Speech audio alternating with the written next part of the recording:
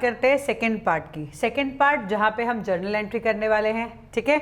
Journal entry करेंगे तो उसका डिस्क्लोजर, उसको किस तरीके से बैलेंस शीट में दिखाया जाएगा।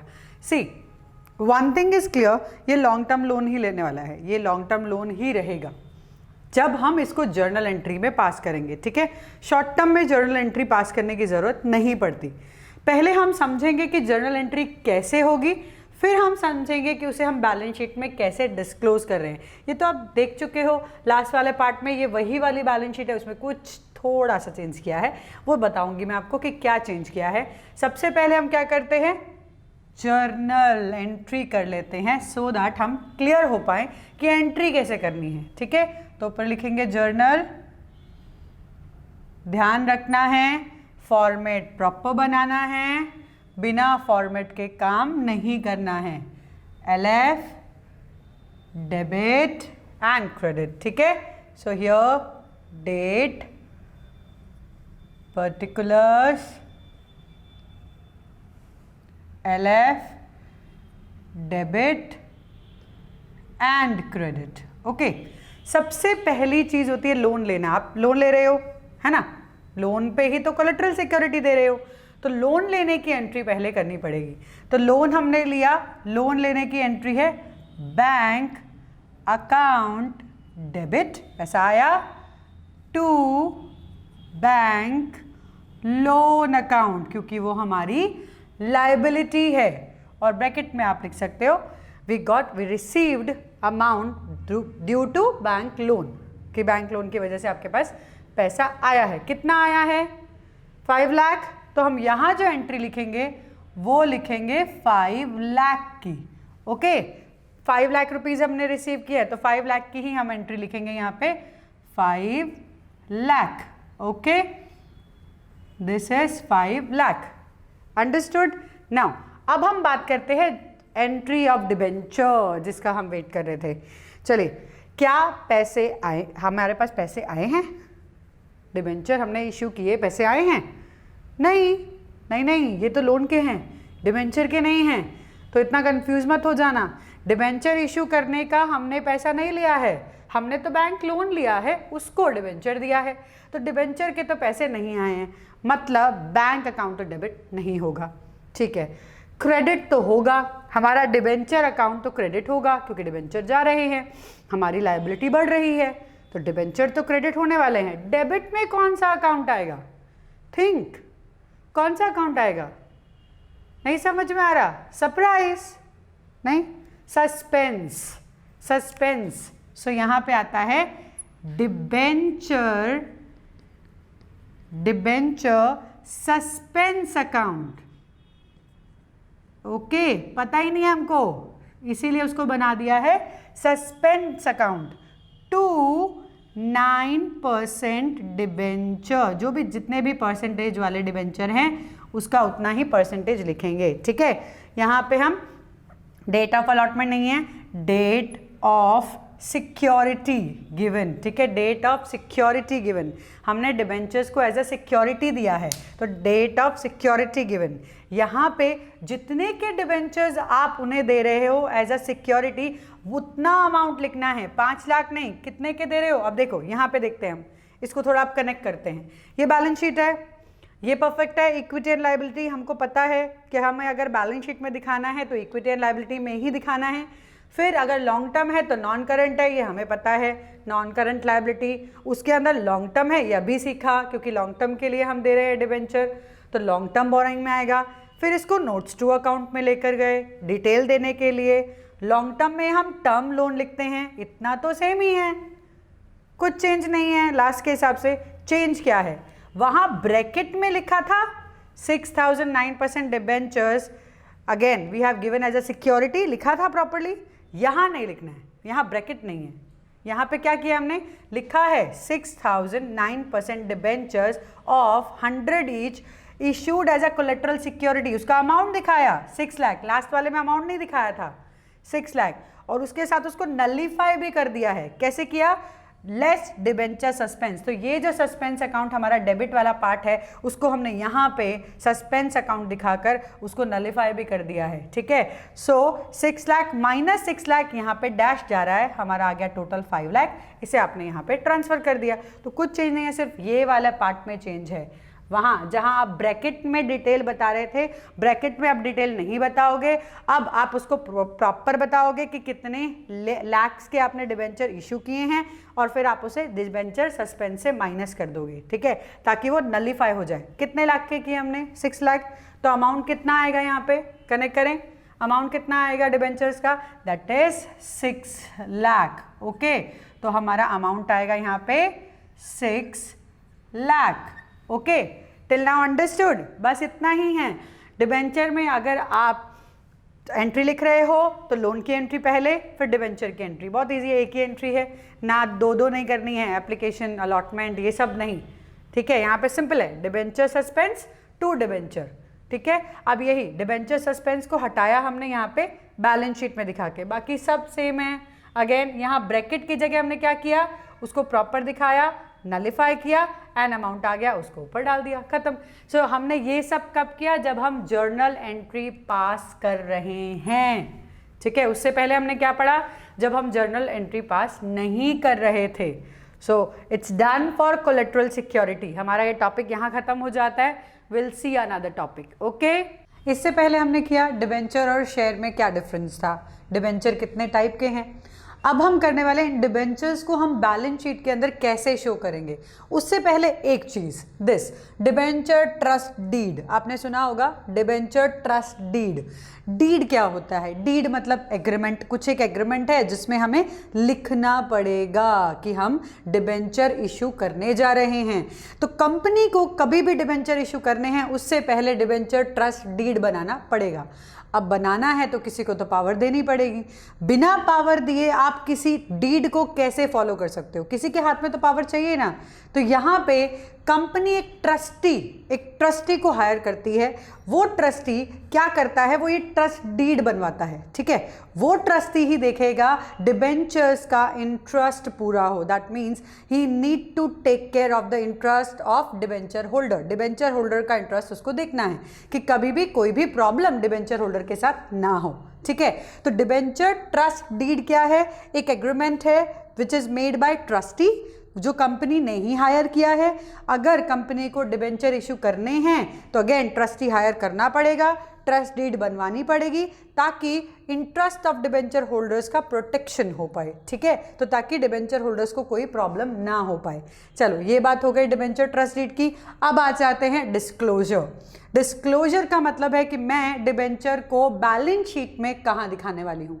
अब ये डिपेंड करता है किस पे, कि डिबेंचर हमारा लॉन्ग टर्म बोरोइंग है या शॉर्ट टर्म बोरोइंग है। लॉन्ग टर्म हम सबको पता है, 12 मंथ से आगे गया तो लॉन्ग टर्म, 12 मंथ से कम में गया तो शॉर्ट टर्म, ठीक है। अगर मैं 5 साल 10 साल 15 साल के लिए अगर डिबेंचर इशू कर रही हूँ तो वो मेरे लॉन्ग टर्म बोरोइंग्स में जाते हैं। और आप सब ने पढ़ा है अकाउंट्स के अंदर, टर्म्स के अंदर, फिक्स्ड है, लॉन्ग टर्म है तो नॉन करंट बोलते हैं, और शॉर्ट टर्म है तो करंट बोलते हैं। ध्यान दो, ये नॉन करंट लॉन्ग टर्म के लिए है, सिर्फ करंट, नॉन हटा दो। करंट है तो वो शॉर्ट टर्म के लिए है विद इन 12 मंथ्स, ठीक है। चलिए, अभी हम क्या कर रहे हैं? हम डिबेंचर को लॉन्ग टर्म की तरह ट्रीट कर रहे हैं, लॉन्ग टर्म बोरोइंग्स की तरह। हम लंबे टाइम के लिए ले रहे हैं या लंबे टाइम के लिए इश्यू कर रहे हैं, ठीक है। अब यहाँ पे एग्जाम्पल आपको दिया ही है फॉर्मेट मैंने, इस फॉर्मेट को ध्यान से देखो। अगेन ऊपर डैश लिमिटेड है, डैश लिमिटेड मतलब जो भी कंपनी का नाम है वो लिखना जरूरी है। Balance, again balance sheet as at dash, as at dash क्यों? यहाँ पे आएगी डेट। रिमेंबर ना कि हम last working day of financial year balance sheet बनाते हैं, उस लास्ट वर्किंग डे को हम यहाँ लिखते हैं। What is last working day? क्या होता है फाइनेंशियल ईयर का last working day? That is 31 मार्च। गलती मत कर देना, 31 दिसंबर नहीं। अकाउंटिंग ईयर हमेशा 1 अप्रैल से स्टार्ट होता है, 31 मार्च को खत्म होता है। तो यहाँ 31 मार्च लिखा जाएगा, ठीक है। उसके नीचे पर्टिकुलर्स, नोट नंबर, रुपी। सिंपल है, बहुत इजी फॉर्मेट है, 3 ही कॉलम बनाने हैं, particulars, note number, and rupees, क्योंकि यहाँ हम डिटेल नहीं दे सकते, बैलेंस शीट में डिटेल नहीं दी जाती, इस डिटेल को नोट नंबर में दिया जाता है, इसीलिए यहाँ पे ये नोट नंबर 1 लिखा है। 1 किस लिए कि हम नॉन करंट लाइबिलिटी की डिटेल 1 नोट नंबर में देने वाले हैं, नोट्स टू अकाउंट्स में देने वाले हैं। ठीक है, अब पहला हेडिंग हमेशा बैलेंस शीट का होता है इक्विटी एंड लाइबिलिटी। जब हम हॉरिजेंटल और वर्टिकल दो तरह की बैलेंस शीट बनाते हैं, हॉरिजेंटल बनाते हैं, एक साइड लाइबिलिटी एक साइड एसेट बनाते हैं। ठीक है, उस लाइबिलिटी में इक्विटी और लाइबिलिटी दोनों आ जाते हैं, एसेट अलग आता है। लेकिन जब हम वर्टिकल बनाते हैं तो पहले हम इक्विटी एंड लाइबिलिटी को खत्म करते हैं, फिर एसेट पे आते हैं। ठीक है, यहाँ पे हम इक्विटी एंड लाइबिलिटी पहला पार्ट लेंगे, this is the first part of balance sheet. याद रखना है कि पहला पार्ट हमेशा इक्विटी एंड लाइबिलिटी ही रहेगा। उसके अंडर अब तुम बताओ, क्या आप लॉन्ग टर्म ले रहे हो तो नॉन करंट, शॉर्ट टर्म ले रहे हो तो करंट। आपने लॉन्ग टर्म लिया है, यहाँ पे देखो, see this is long term borrowings, ये लॉन्ग टर्म बोरोइंग्स है, इसीलिए मैंने यहाँ नॉन करंट लाइबिलिटी लिखा। अब इस नॉन करंट लाइबिलिटी के अंडर भी आप लिखोगे this, you will write long term borrowings. ठीक है, तो आपको ये लॉन्ग टर्म बोरोइंग्स भी आपको यहां लिखनी है, लॉन्ग टर्म बोरोइंग्स। इस लॉन्ग टर्म बोरोइंग को तो आप डिटेल में यहां समझाने वाले हो नंबर 1 में। ठीक है, सो यहां पे आप लिखोगे लॉन्ग टर्म बोरोइंग्स। अब इसका डिटेल दो, डिटेल क्या है, डिटेल कैसे देंगे हम? डिटेल होता है कि आपने कितने डिबेंचर कितने रुपए पे कितने परसेंटेज पे दिए। जैसे मैं एक एग्जाम्पल ले रही हूं 1000, ठीक है, 9% डिबेंचर्स, ठीक है, क्या लिखा 1000 9%, 9% क्या है, जो इंटरेस्ट देने वाले हैं, debentures at the rate at ₹100 each. एक डिबेंचर 100 रुपीज़ का है, एक डिबेंचर 100 का है, तो 1000 100 के कितने हो गए, मल्टीप्लाई करेंगे, करो मल्टीप्लाई। आप सब बहुत अच्छे हो कैलकुलेशन में, ये तो बहुत इजी है, सिर्फ 2 0 ही तो ऐड करना है। तो 1000 into 100 you'll get here 1 lakh. This 1 lakh you will keep here, आप यहाँ पर लेकर आओगे। ठीक है, तो आपने क्या किया, आपने डिटेल बताई नीचे नोट्स टू अकाउंट में, वहां से आपने अमाउंट उठा के डाल दिया अपनी बैलेंस शीट में।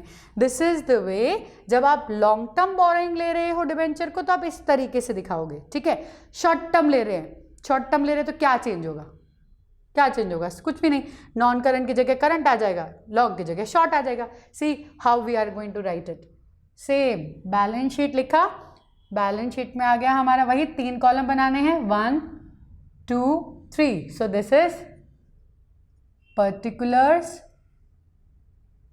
Here note number and here rupee. ठीक है, पहला क्या लिखते हैं हम, सी हियर, फर्स्ट क्या है हमारा, equity, see equity and liabilities. Okay, equity and liabilities. अब इसके अंडर हम क्या लेंगे, क्या हम शॉर्ट, अगेन ये लॉन्ग टर्म है, ये शॉर्ट टर्म है, तो हमें शॉर्ट टर्म में नॉन करंट लिखना है कि करंट लिखना है, सोचो। यहां पे अगर नॉन करंट लिखा है तो यहां क्या लिखेंगे, यहां लिखेंगे हम करंट। ठीक है, सो चेंज क्या होगा, करंट लाइबिलिटी। ठीक है, यहां आप लिख सकते हो करंट लाइबिलिटी। करंट लाइबिलिटी के अंडर आपको लिखना है short term borrowings, short term borrowings. Okay, short term borrowings लिखा, इस पे अगेन 1 नोट नंबर लिख देना है। Short term borrowings, you can see पूरा शॉर्ट टर्म बोरोइंग में ही जाएगा। तो शॉर्ट टर्म बोरोइंग्स लिखने के बाद नंबर 1 नोट लिख दिया, नोट नंबर बनाएंगे यहाँ पे अगेन नोट्स टू